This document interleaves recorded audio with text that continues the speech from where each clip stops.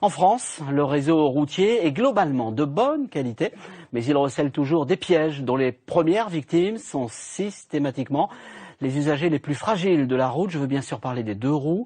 La métropole de Toulouse a donc décidé de se lancer dans un grand recensement des points noirs de son réseau routier. Tout ce qui concerne les deux roues a été confié, et c'est une première, à la Fédération des motards en colère. Emmanuel Watt, Jacques Levet. La chaussée est truffée de pièges pour les motards.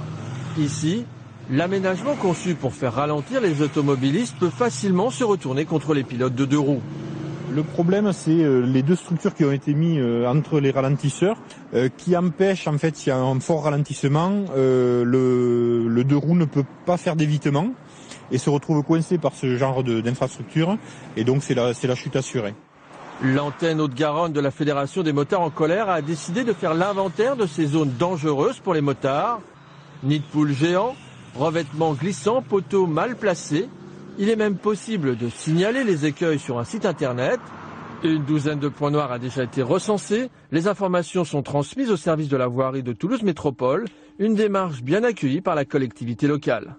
Il y a différentes catégories de points noirs. Il y a le point noir qui est un nid de poule sur lequel on peut intervenir rapidement parce que couche de bitume qu'on tasse un peu, qu'on met à niveau.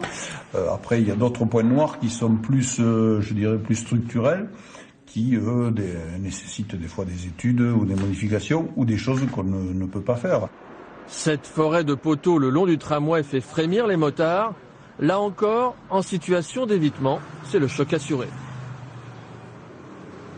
Alors le dialogue est constructif, au contraire même il y a une demande de leur part pour qu'on remonte toutes ces infos parce que eux n'ont pas la visibilité toujours sur ce genre de choses. Donc voilà, c'est vraiment un partenariat pour faire progresser les choses dans le bon sens. La liste des points noirs devrait continuer à s'allonger au rythme des contributions des motards sur le qui-vive. La tablette ou le gros smartphone